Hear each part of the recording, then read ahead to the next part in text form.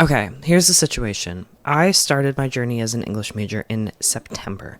And when I first started, I was so fucking thrilled and so naive because I was being assigned fiction for the first time in the million years that I've been in university. All I've ever read is nonfiction, and that gets fucking boring. And I love reading fiction. Going to the used bookstore, buying my textbooks, but they're not textbooks, they're just classic books. I was thrilled. And then I did this stupid thing where I didn't read them beforehand, before they, like, the first units of my classes this semester were poetry. And I didn't start the fiction books until I was no longer naive, and now I don't want to read them. And I am falling behind because I want to read the stuff I want to read. I don't want to read fucking Jane Eyre. Look at this monster. I know the spine is broken. I just did that just to do it. I have not read that. I've read 100 pages of this book. It's huge. I also don't want to read Mrs. Dalloway. And I have to. I really, really have to. And the only way I have come up with to get myself to do this is by taking you along with me and making a silly little video about it. I feel like I become like much more engaged with what I'm reading if I'm reading it with like almost like the goal of talking about it. I feel much more like critically reflexive and like analytical of the text, and just like honestly more engaged. Certainly far more engaged than I am when I'm reading it just because I have like a number to meet. Like I need to read to page 252. That is not working for me. I'm refusing to pick these books up. I have different problems with each of them. I've read very little of each of them. Like 15 pages of Mrs. Dalloway and 100 pages of Jane Eyre. What I'm thinking right now about these two books, Jane Eyre is old.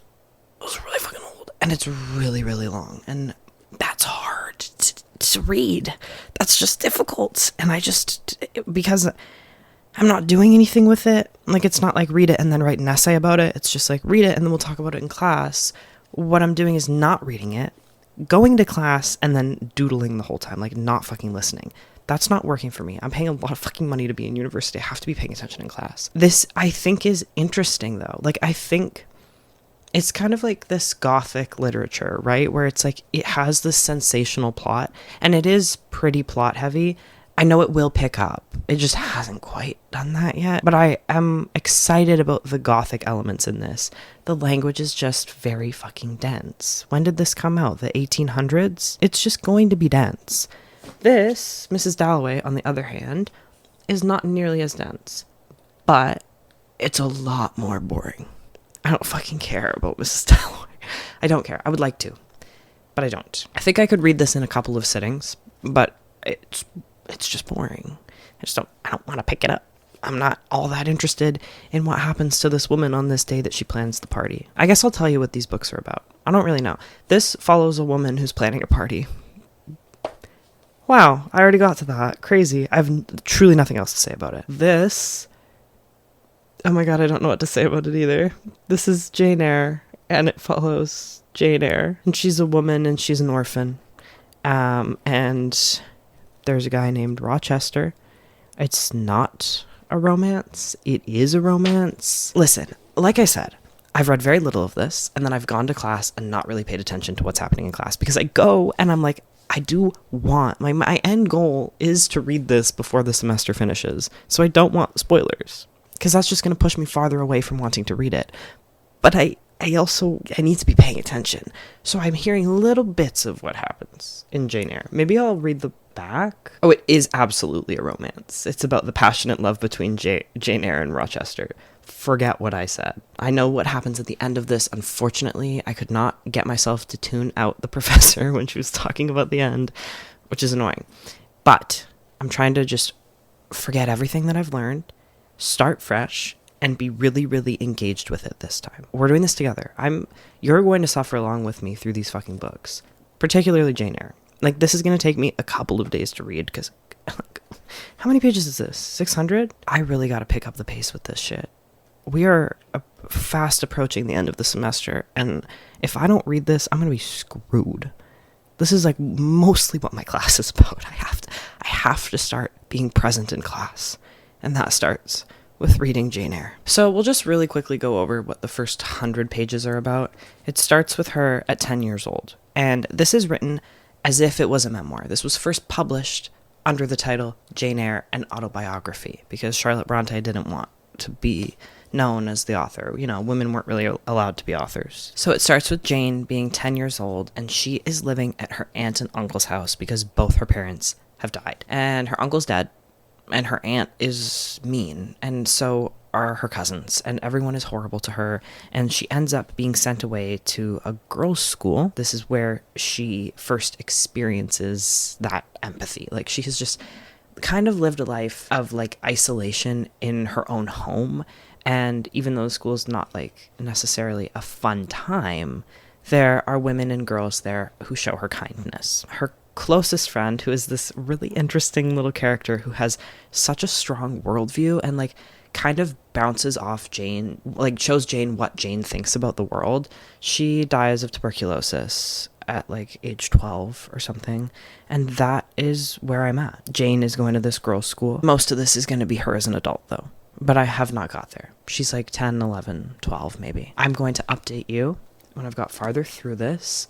I'm going to, like, light candle. I'm going to get, like, a little lantern. Next time you see me, I'll have, like, a button-up shirt and, like, a vest and, like, a monocle and maybe a tie. Okay, bye. We are reading Jane Eyre, and we're loving it. We're really liking it. Having so much fun with this book.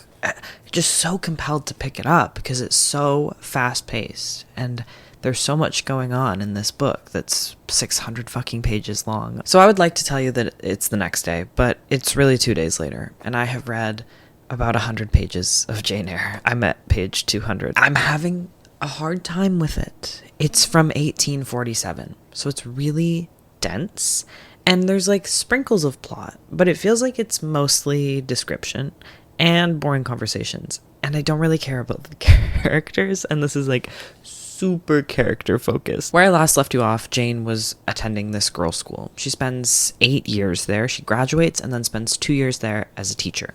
We skip those 8 years, and when she's 18, at the end of this 8 years, her favorite, like, headmistress or something, superintendent, I don't know, her favorite person there leaves, and she's in all of an afternoon, she's like, oh, actually, I hate it here, and I have to get out of here right fucking now. Like, I'm done with this place. That woman was the only reason I was here. So she puts an ad in the newspaper. She says, I'll be your governess. A governess is basically, like, typically a young woman who lives in a rich person's house and teaches their children things. Very domestic, very, like, steeped in the history of misogyny. Someone answers her ad and says that she has a child living in under her care who needs a governess. So she goes and moves into Thornfield Hall, which is this place owned by this rich guy, Mr. Rochester.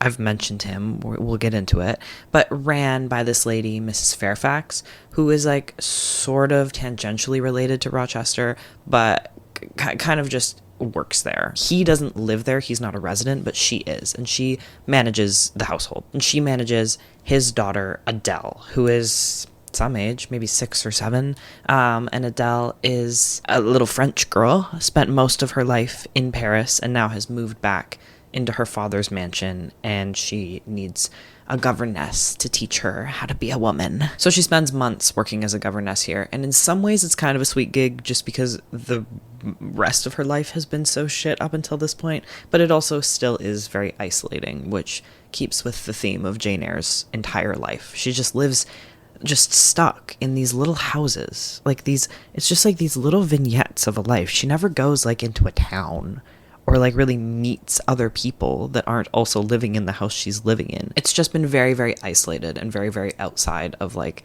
society and where other people are. Months pass with her doing this job, and at one point in the winter, she goes out to mail a letter for Mrs. Fairfax.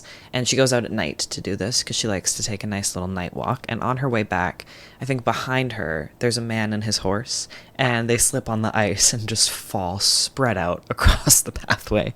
And she can see that this man is somewhat injured, but okay. So she helps him up back onto his horse. He's like, oh, you must get back. Like, it's late. It's not safe for a lady to be out at night. And she's like, oh, yeah, I like taking walks at night. Like, it's safe here, whatever. He's like, oh, where do you live? She says, oh, I live over at Thornfield Hall. He's like, oh, who's the master of your hall?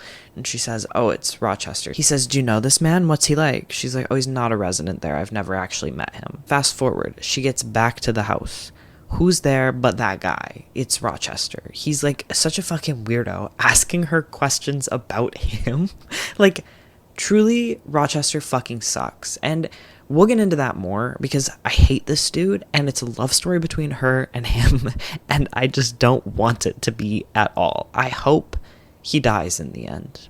He's so fucking annoying. He's this miserable, grouchy man. He's like sprained his ankle in the fall with the horse and he decides that it's her fault. He like accuses her of putting the ice there, like calls her a witch and a sorceress. He's suspicious about everything and like quizzes her like, do you play the piano? Okay, well then if you play the piano, go show me how you play the piano.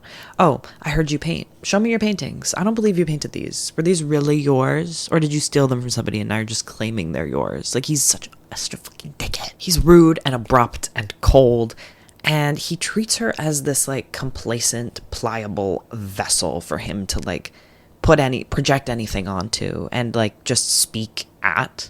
The first little while that he's there, he kind of just completely ignores her and is an absolute asshole. And then when he realizes, oh, I can just talk at you, he starts seeking her out for conversation. He tells her that Adele is his like illegitimate child from an affair that he had with a French opera singer, which implies the existence of a wife that he doesn't talk about.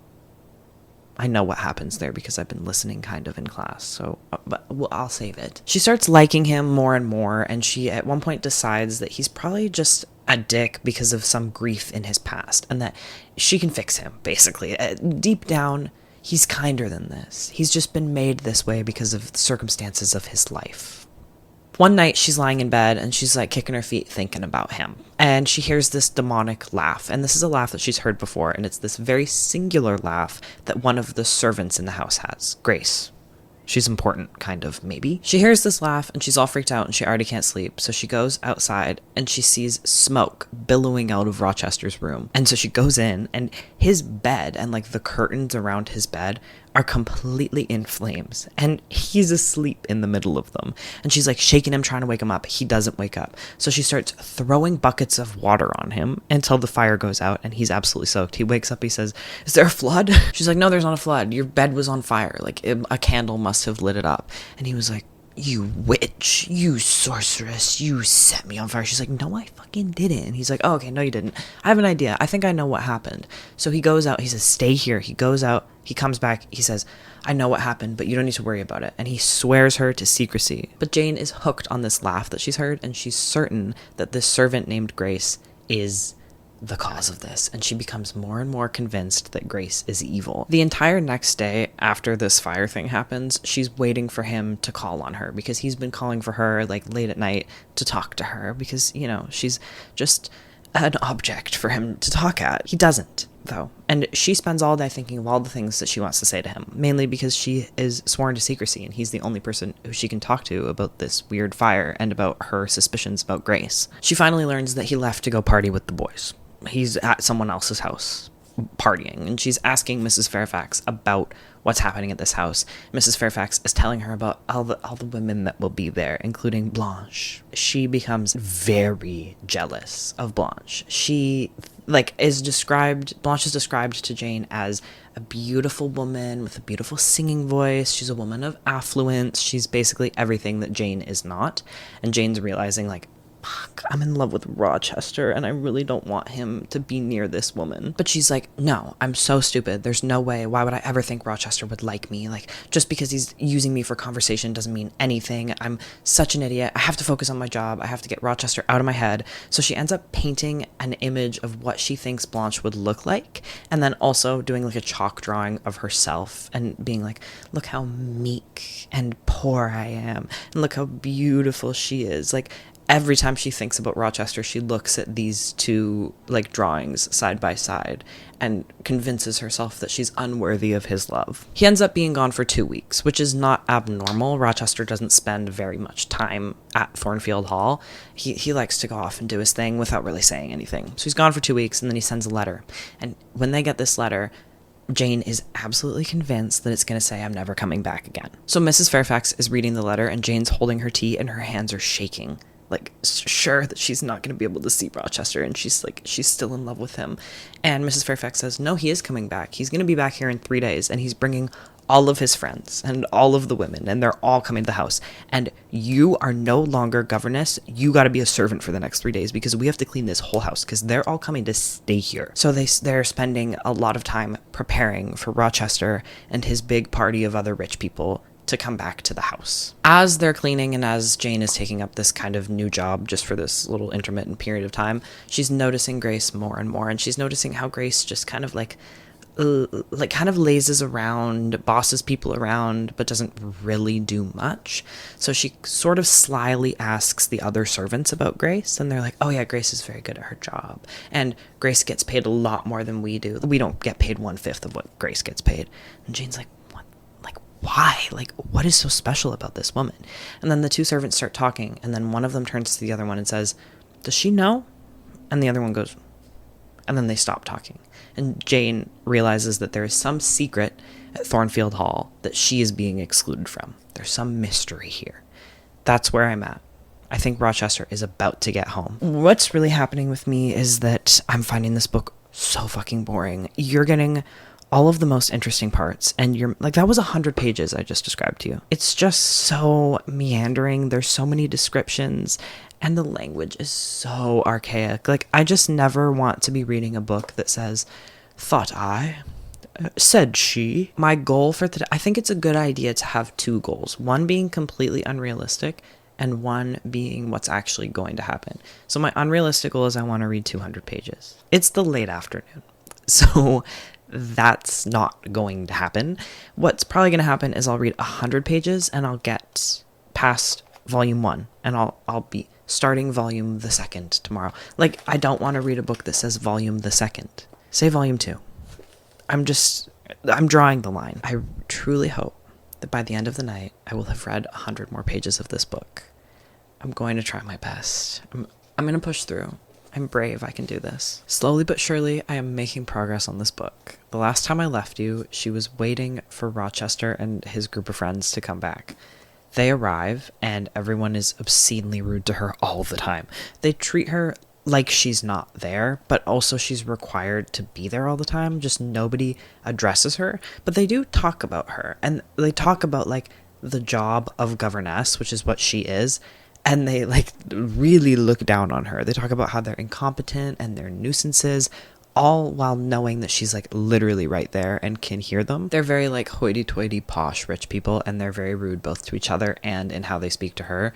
The first night that she's hanging out with them because Rochester has requested her, she leaves early because everyone's ignoring her and being a dick, and then Rochester stops her in the hall and says, you have to stay, I need you to stay. And she says, I'm not, I'm going to bed. He says, well, every night you're expected to be in the drawing room with us after dinner hanging out with us. She's like, okay, fine, but I'm going to bed. He says, good night, and then stops. Is he in love with her? Maybe. The only hints we get is that he keeps almost calling her, like, my sweetheart or something. I don't know what's implied in 1847. Every other time, he's just an asshole to her.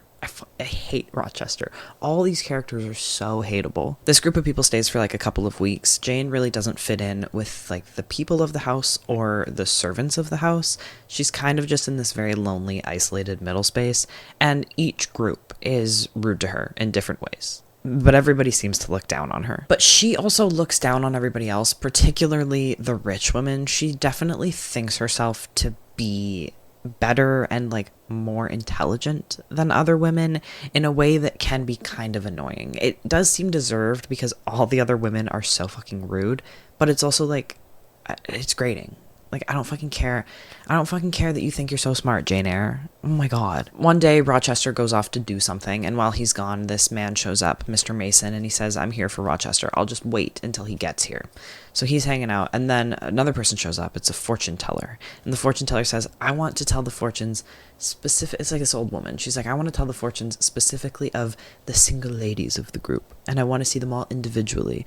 This is being relayed through, like, one of the butlers. So each woman goes and gets her fortune told, and she comes back to the room and she's like, oh my god, she knew everything about me, like this is so crazy. And they're all like being super fucking dramatic about it. Jane obviously doesn't go because she's not seen as equal to them. And then the butler comes and says the fortune teller is requesting you. So she goes and gets her fortune told. The woman is basically like asking her who she has a crush on and saying, what do you think of Rochester? And then, oh, lo and behold, it's fucking Rochester dressed up as a fortune teller, trying to get information about himself out of her. This is the second time he's done that. That he has pretended not to be himself and asked her opinions on him. It's so, like, middle school, it's almost hilarious. He reveals himself to be Rochester, and she's like, oh my god, I knew something was up. Like, this was weird as fuck. Then she says, by the way, has anyone told you that Mr. Mason is here to see you? And he, like, goes pale. He's like, oh fuck, Mr. Mason? You said Mr. Mason is here to see me? And he starts freaking out. So Jane is a little bit panicked about this. She ends up going back to her room that night, and she hears Rochester show Mr. Mason to a room, and they sound friendly, and this puts her at ease. That night, though, there is like this screaming and wailing and crying for help, and everybody, all the guests, all of the servants, and Jane all come into the hall, and they're like, what is going on? And Rochester's like, oh, don't worry about it. Just Grace Poole had, Grace is that woman that Jane is so fucking freaked out about. She had a nightmare, and there's nothing to worry about. And then everybody goes back to bed, and he comes and he gets Jane specifically. He says, I need your help. He takes her to a secret room where there's another secret room. She can hear behind the door that there's a woman screaming in the other secret room. She's sure that it's Grace. And in the other room is Mr. Mason, and he's been like stabbed and bitten, and he's bleeding all over the place. And Rochester's like, you have to take care of him while I go fetch a doctor. He goes, they usher Mr. Mason out so nobody knows what has happened. He's like, fine. When Rochester comes back with the doctor, though, him and Mr. Mason are like kind of having a conversation, and Mr. Mason is referring to a she who has attacked him. And Jane is like, of course it's Grace. Like, I knew there was something up with that Grace. Grace is so fucking evil. And Mr. Mason says something like, she would have eaten my heart out, or something like that. And then Rochester says, I told you had to be careful. I told you not to have this talk with her right now. Like, you shouldn't have done that. Mr. Mason gets into the coach. He's getting driven away on a fucking horse. And he says, please take care of her. Please treat her tenderly. And Rochester's like, I will. Shut up. Then Jane and Rochester, like, they've been awake the whole night. They spend the early morning talking, mostly Rochester talking at her. He alludes to some mistakes he's made in the past that he regrets. He maybe alludes to being in love with her, like basically saying like, my crush is a woman who I've just met, and she's so smart and I love talking to her. And then he's like, actually it's Blanche, and I'm gonna marry her. We're getting married in a month. But then he says, oh, Jane, on my wedding night, will you stay up with me? Will you come talk to me? I'll be so lonely. I'll be so freaked out. I'll need someone to talk to, and I love talking to you. So will you come talk to me on my wedding night? Like, he's playing with her. Then, honestly, kind of unimportantly, but I guess it's tying up some ends from the beginning, a man comes and says, you have to come back to your aunt's house. This is the woman who treated her very poorly and sent her off to a little, like, girls' school. You have to come back. Your cousin John is dead, and your aunt has had a stroke, and she's like begging for you to come and visit her. So she gets taken off to her place where she grew up, and it's weird because they all hated her and treated her very poorly. She gets there, and her aunt is very cold to her, like kind of as expected, and nothing really happens with that other than the aunt admits that she hated Jane as a child so much that when one of Jane's other uncles, not this woman's like dead husband, sent a letter and said, I want to adopt her, she was like, I don't want Jane to have anything good in life. So she sent a letter back saying that Jane had died of tuberculosis. And this aunt, Mrs. Reed, ends up dying. Jane goes back to Thornfield Hall, and she gets there. Rochester says, you're fired. I'm getting married next month, and I'm sending Adele off to school because Blanche hates children and she hates Adele, and you won't have a job. So you better start looking for a job. He says, I think I heard of a job in Ireland. Do you want to go to Ireland? She says, no, Ireland's so far. And then involuntarily, she says, it's too far from you. And he says, okay, why don't you and I get married. She obviously thinks he's joking because this is such a crazy, ridiculous turnaround, but he is not. And he convinces her that he's not. And she agrees to marry him. At one point she says, why did you act like you were going to marry Blanche? Like, you convinced her that you were going to marry her as well. That's kind of fucked up. He said, I really did it to make you jealous. I wanted you to be as in love with me as I was with you. And she's like, dude... too much. Like, that's a little too far. They go inside the house and they kiss passionately, and when she looks up, Mrs. Fairfax, who is like kind of her boss, is there on the stairs looking at them kissing, and they just scurry off to their rooms. Nobody says anything. They're getting married in a month. It's 4 weeks out. Like, literally, it's just like bam, bam, bam, bam, bam. We had just this kind of almost flirtatious relationship, and now 4 weeks from now we are getting married.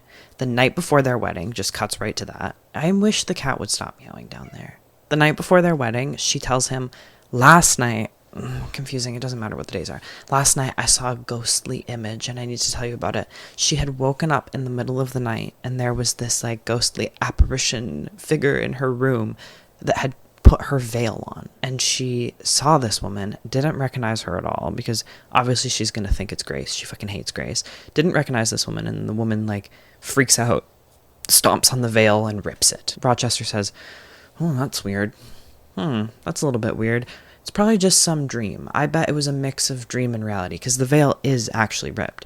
He says it was probably Grace. Just absolutely throws her under the bus. It was probably Grace, but your dream mind conjured up it being a different person. So it did happen. It was just Grace that did it. They breeze past it. They go to the church. They're going to get married. Someone objects. It's Mr. Mason objecting. And he says, Rochester, you can't get married to Jane because you are married to someone else. And I know she's alive because I saw her. And she's my sister, Bertha Mason. She's living at Thornfield Hall in the attic.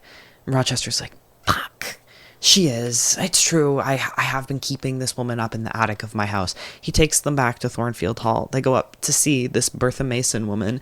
She is like raving mad, essentially. She's like running at people, scratching at them. Like, I don't think she can really talk. Like, it's like the mad woman of the 1800s. And Grace is up there taking care of her. So, you know, Grace really just like had a job. She didn't do anything wrong ever. And Jane has been like targeting her, like hating this woman, thinking that she's genuinely an evil witch the whole time, when like actually she was just a caretaker for a woman that Rochester had trapped up in his attic. Rochester tells Jane, we're just getting out of here. We're just gonna leave, and you have no family, you have no choice, just come with me. She's like, no, you're literally married. And so he starts telling her the story of how his dad and older brother had orchestrated this marriage because Bertha was like going to come into a lot of money and they wanted that money, and Rochester was young and naive and he had never even really had a conversation with her. She was just like a beautiful woman that he was set to marry.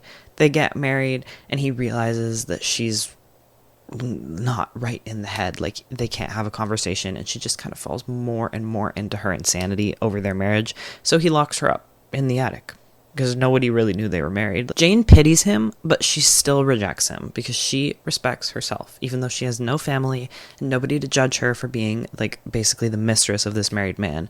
She leaves, she packs up her stuff, and she gets out of there, obviously very upset, and also has nothing and no one. She goes to this town and then leaves her fucking purse in the coach. So she literally, it's Jane and the clothes on her back. She walks around the town asking people for jobs. They're like, no, this is weird. Like, you're relatively well dressed and begging for money. This is setting off some alarm bells. So at the point that I'm at right now, I think she's just like really doing this woe is me thing and going to find somewhere to curl up and die like a cat. So there's like 160 pages of this left. I am mostly listening to this on audiobook because reading it was not working for me. I could not pay attention. I was yawning so much. It was making my eyes water, and then I was irritated because I had wet eyes. So I'm listening to it on audiobook and I'm knitting while I do it.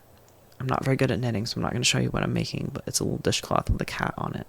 I only make dishcloths. I'm never going to commit to making a scarf. That's just so boring. It's like 100 dishcloths, and you don't get the satisfaction of finishing them 100 times. Like, you just got to make this fucking boring ass scarf. I'm never going to do that. I am hoping beyond hope that today will be my last day with this book. I'm just really bored by it. I don't really care about anybody. I don't know if I'm supposed to enjoy the romance between Rochester and Jane. Like, I don't know how this is going to end. I don't know what's going to happen. I really hope they don't end up together, but like, I imagine that they do. I don't know what Charlotte Bronte's intentions were with this romance story, because Rochester is an unlikable dickhead. I just feel like most of this book is Rochester talking, and I hate him. I pray to God that by tomorrow, I won't have any more of this to get through. And I will be able to say that I've conquered Jane Eyre, because fuck. I'm coming to you riddled with shame. I did not finish Jane Eyre last night. I'm 40 pages from the end. I just couldn't justify staying up way past my bedtime to do this. I'm like truly a little old man. I have to go to bed at 11, and this was going to keep me up way too late, so I didn't finish it. I'm nervous. Jane Eyre is putting me into a reading slump because I'm just reading way less than I normally do, because this is what I'm reading. It's boring. It's really boring. A lot of stuff has happened since I've spoken to you last, and I think that a lot of stuff is going to happen in these last 40 pages. So I'm excited for that, but I think more than anything, I'm excited to finish this book. I'm just done with it. When we saw each other last, Jane was trying to find a spot to curl up in the woods and die, because she had no prospects. She had no money, truly was completely alone in the world. And then she sees a light in the woods. She follows this light, and it's a house. And like fucking Frankenstein's monster, she peers in through the window and watches the people of this house. And they seem very happy. There's like a servant, and then two women who are sisters, and then their brother. She ends up watching them for a while, and then she knocks on the door, and she begs to be let in and housed by them, or fed by them, whatever. And the servant says, no, I'm not going to do that. This is weird. Everyone's really off-put by the fact that she is dressed well enough and begging. And also begging is obviously like looked down upon. So the servant says no. She says, please let me talk to the women of the house. I know that they're going to let me in. She has this weird, like almost familiarity with them, even though she knows that she doesn't know them. She just like trusts in their kindness. I'm not gonna lie, I kind of was not paying attention at this part. I was listening to it at this point. I wasn't really paying attention. Somehow she gets allowed into the house, and they feed her. She like falls quite ill for a few days. They take care of her, and she ends up just staying there. She develops a beautiful friendship with these two women. One of the only relationships in her life thus far where it feels like she almost feels like an equal. And it's also some of the only like sisterhood she ever really gets. Like, all of her relationships have like often been centered around men, and this is like just kind women who she has a lot in common with and really enjoys spending time with. So it's sort of nice. I'm more warmed to Jane now. I realize that I do actually like her personality, and I'm happy that she got this. She is going by a different name with them, though. She calls herself Jane Elliot and never alludes to anything that's really happened in her past. I think she tells like some bits of the story, but nothing that can really trace her back to Thornfield Hall or Rochester.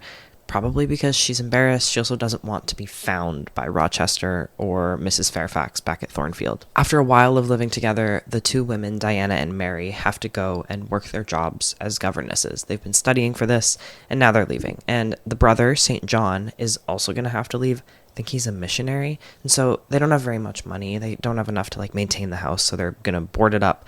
And everybody's going, so Jane has to find something to do. St. John offers her a job teaching at a schoolhouse that he's going to open. Like, it's funded by this other guy, and she'll be teaching like the farmers' children from the area, and she accepts. This is something that she's thought about doing in the past, and I thought that this was going to make her happy, because she had like told Rochester if she wasn't a governess, that would be what she would want to do, and she's not super happy doing this job. I think it's like fine. I think she's okay. She still is very lonely and very isolated here. St. John comes and visits her every now and then. She's trying to get him to get with the daughter of the guy who is funding this schoolhouse. It's not really working. He's really like a man of God.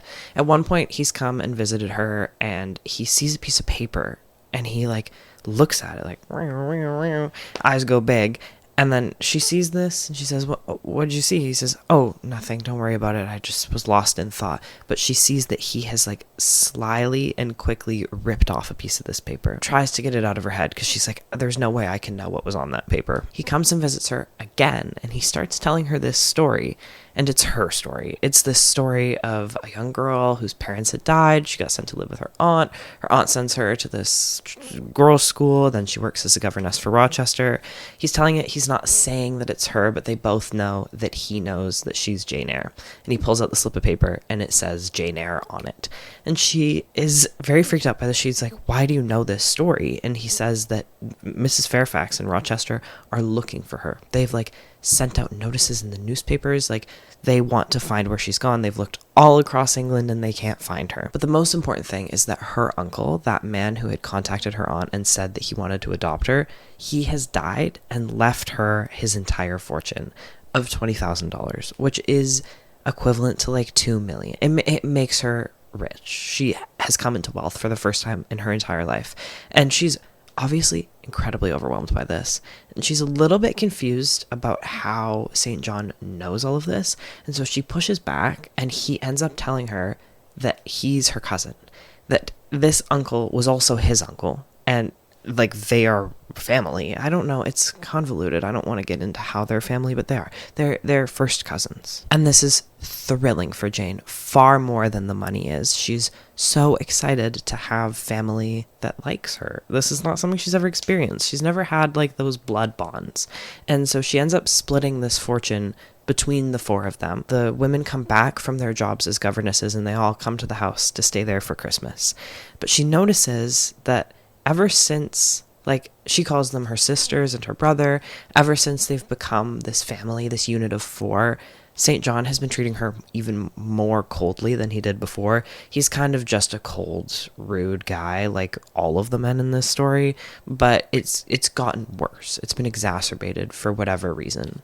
St. John is going to leave on a missionary trip to India, and he ends up inviting her to come with him, but he says only as my wife. She says, I see you as a brother. I'm not getting married to you, but I'll come with you as a companion. I'll come with you as your sister. And he says, absolutely not. That's against God. We need to be married. You shall be mine. I will have you.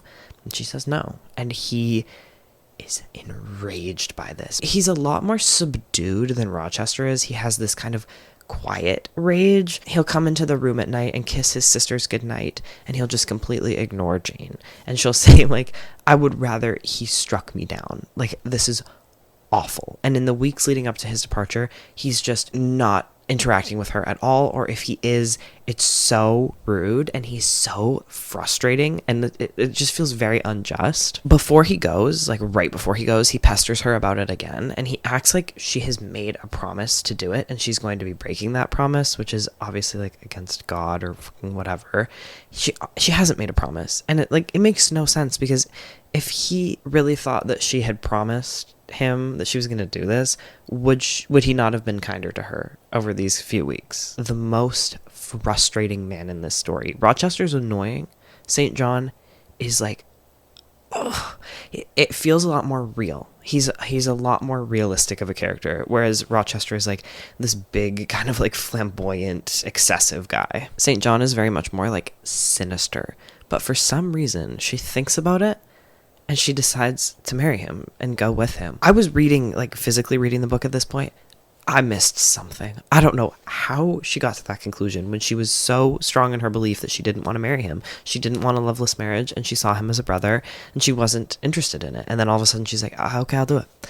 I think it was like a calling from God or something. I have no idea. But she says she'll do it, and he's happy. But then she hears in the back of her head a voice calling out her name, and it's Rochester's voice. She has not been able to forget Rochester. She knows nothing of what happened to him or where he is, but he takes up a lot of space in her head throughout all of this. And so she decides she can't leave to India unless she goes back to Thornfield Hall and see what happened to Rochester, what became of him. I think she is still in love with Rochester, but more so it's that she needs to get this weight off of her shoulders and get rid of this curiosity about what has happened to him or what their life maybe would have looked like.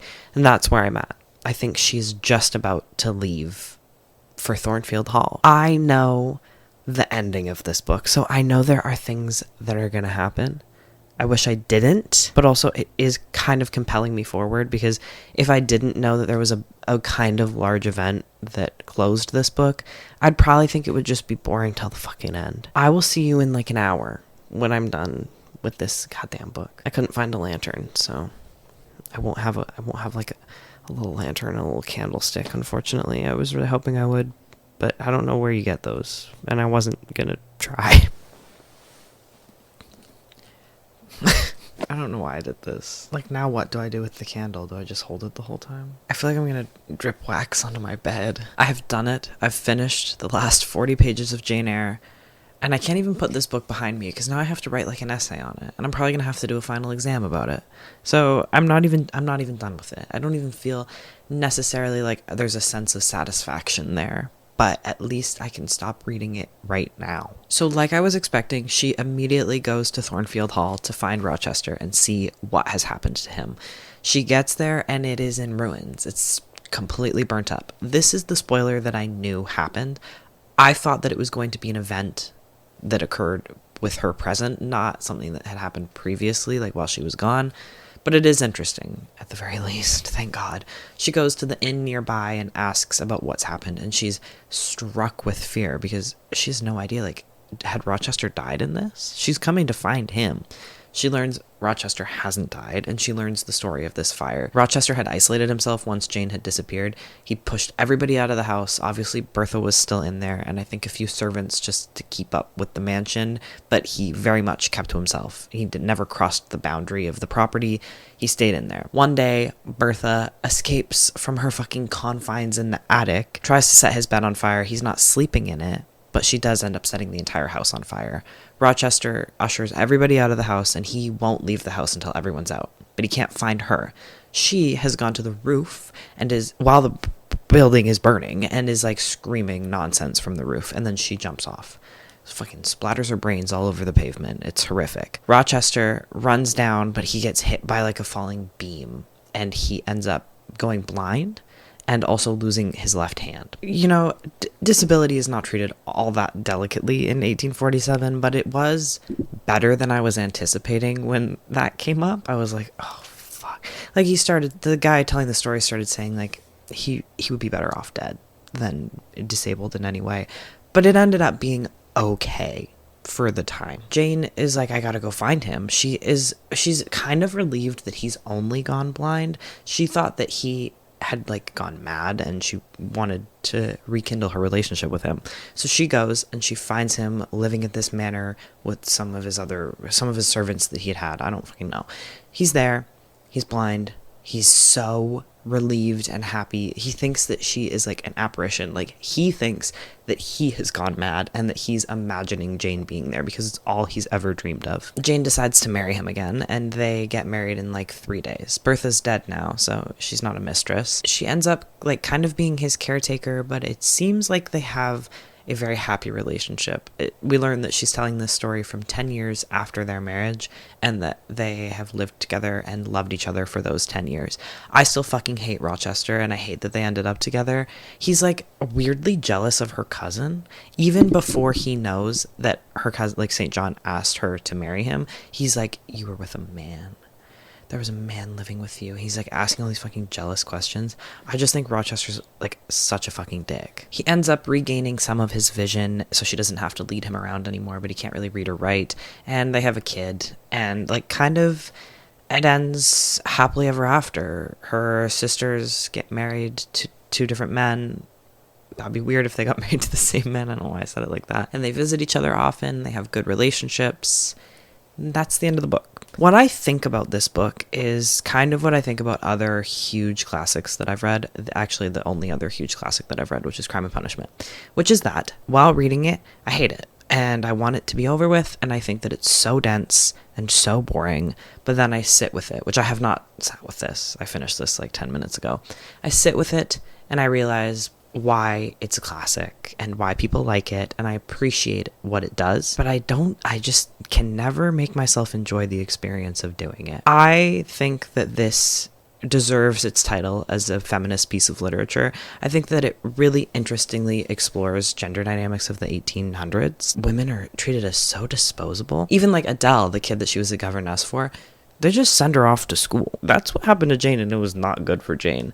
I don't know. The whole thing is very interesting. There's this like interplay between dependence and independence, particularly with her and the men in her life. Like, she is so dependent on Rochester. He's her fucking boss. And then his disability makes him dependent on her. I think that that is explored very thoughtfully. There's this sort of central theme of respect in the book, and I really enjoyed that Jane respects herself even though no one respects her. She has a very strong sense of self, and she's a very strong-willed woman, despite kind of what you would expect from a woman of her status at that time. What I also liked in this was the dialogue. I thought that it was, I mean, the whole book was, of course, well written. It's just boring for me and my tastes. If you like classics, I'm sure you would like this. It has enough plot to keep you going through it.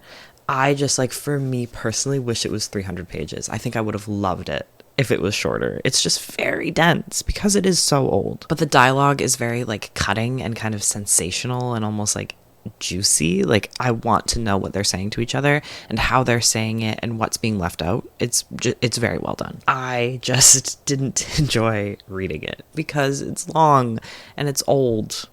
Like, that's really it. If you like long, old books, you'll love this. It did some stuff really well. Don't know what I'm supposed to feel about the love story. I'm not like a straight woman, so I don't know if that's what y'all are into, but I fucking hated every minute of Rochester. I enjoyed hating him, for sure. I don't know if I was supposed to, because they did end up happily ever after, and it's not like he like really changed as a person. Let me know how you think I'm supposed to interpret that. What were Charlotte Bronte's intentions there? I'm now going to try to rip through Mrs. Dalloway. I want to be done with this. I want to read books that I want to read. And I wish that I had done this earlier in the semester so I wasn't just like trying to catch up right now. This book is much shorter and much more recent than Jane Eyre, but it doesn't have chapters. And it is still from the 1920s. I've read a little bit of it, and I thought that it was more boring than Jane Eyre. Just because Jane Eyre is like gothic literature. This is just like Mrs. Dalloway planning a party. I don't know how much plot this book has.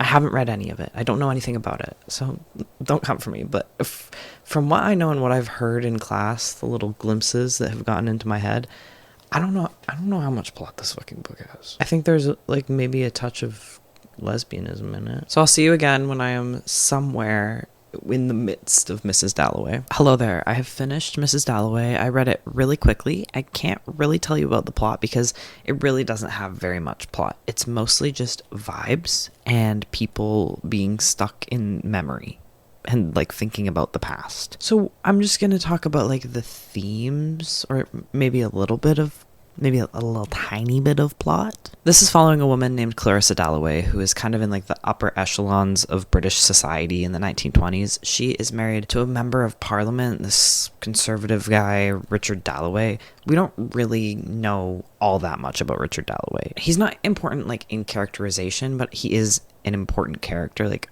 a pivotal character in the story, but you're never inside of his head. You are inside of the heads of a lot of characters in this. It is third person omniscient, and it bounces around between consciousnesses like almost seamlessly and effortlessly in a way that can be very disorienting. Particularly in the very beginning of this book, it just throws you around between so many different characters. It's so fucking confusing. And when I started this, I thought, is this ever going to be less confusing? And it does. Like, once you get into the grips of this book, it's really fucking good. The beginning is so incredibly dizzying, though. Clarissa in this book is getting ready to throw a party for a bunch of, like, elite members of British society, like the Prime Minister, but also for her friends and people from her past. This is mostly about Clarissa and the people from her past and like their memories from when they were in their 20s. She's like 50 now. She's also recovering from influenza. I think that like disability and mental illness is a large motif in this that is explored interestingly, but also like quite subtly. We get to learn a little bit more about her as she kind of thinks about her time in her youth, particularly about her time with her best friend Sally Seton, she's in lesbian love with. They like kiss, Sally is this vivid and vibrant, like daring, wild woman that she seems very singular, and like everybody loves her, but she's also a fucking lot. And Clarissa is openly admits that in her 20s she was in love with Sally. Their other friend Peter was in love with Clarissa when they were in their 20s, and he was like set to fucking marry her, but she rejected him. Peter comes and visits Clarissa now in the present, and while they're 50, and he's come back from his trip to India. I think they haven't seen each other really in like 30 years. And Peter's telling her about how he's fallen in love with this woman named Daisy in India, but she's married and she has children. But as he's sitting there, he's realizing like, I'm still absolutely in love with you. Like, you were my first love, and do I ever really get another love? It's just you. He's really like reminiscing on their youth and how embarrassed he was that she was in love with Richard Dalloway. Or not in love with. I don't know. It doesn't seem like a loveless marriage, but it also doesn't seem like a marriage full of affection, really. He just remembers seeing them at a party together and thinking, fuck, she's gonna marry him. And just wanting her so badly. There's also two characters, Septimus and Regia. I don't know if that's how you say that. They are not really related to the Dalloways. Like, kind of, but really not at all. And they're going through their own whole fucking thing. Septimus had gone to war in the First World War, and he comes back, and I think it's almost implied that he has PTSD, but he's more drifting in and out of psychosis. He's, like, incredibly ill. You know, at the time they call him mad, and they're desperately looking for some sort of treatment because she wants her husband back. They go to this doctor who says, okay, I gotta send you in to be institutionalized, mostly because Septimus is very often, when he's in the throes of psychosis, threatening to kill himself, and he does do that. He does kill himself. The doctor who said he was going to institutionalize him goes to Clarissa's party and tells them the story about the young man who had just killed himself that afternoon. It's quite sad, but not all that sad, because you don't go back to them. Like, Septimus dies, and then we never hear from either of them again. But you have gotten to know Regia, and so it feels a little bit heartbreaking for her. You can think of how she would feel about this and how she would react to this. This is really more than anything about the characters and about their pasts and about memory. It is so fucking fascinating how this jumps from head to head to head while still maintaining third person. It often like doesn't give you much to know whose head you're in, but it also does a very interesting thing where it doesn't just randomly go over to someone else. Like, the perspective shifts almost spatially. Like, people will walk past each other in a park, and then all of a sudden it's the next person's perspective, like who's just walked past the guy in the park. Does that make any sense? I feel like that didn't make any sense, but I'm not going to repeat it because I don't know how else to say it. It is very wordy, but not in a way that I didn't appreciate. I think that I understand Virginia Woolf a lot better now. Obviously, I haven't read anything from her up until now other than her suicide note. I just get her influence and how, like, experimental and influential she was. The structure of this is very innovative, and though, like a lot of people say, it is kind of word soup sometimes, it's beautiful, delicious word soup. For such a small little thing, there is so much in here to think about and analyze. I know that I'm going to have to read this again to get all that I need to get out of it. And I think that this is a very rereadable book because there's no plot. It's not really like anything's been spoiled for me by reading it, because there's like truly there's no plot points to be spoiled. This is just right for more analysis, but not right now, because I want to read books that were published like past 2010. I'm done with this fucking modernist. I'm done with Victorian. Give me a break. Overall, this was wonderful, so clever, and so insightful, and I would highly recommend it, but I would also say that if you're going to read it, you have to know that you're just going to be confused for the first little bit. Maybe you're really smart and you won't be, but I certainly fucking was. It's just so different that it takes a while to get into the flow of it, but once you're in there, it's fantastic. So to wrap this up, I'm so incredibly relieved to be finished these two books. Jane Eyre was an undertaking that I had not really fully prepared myself for.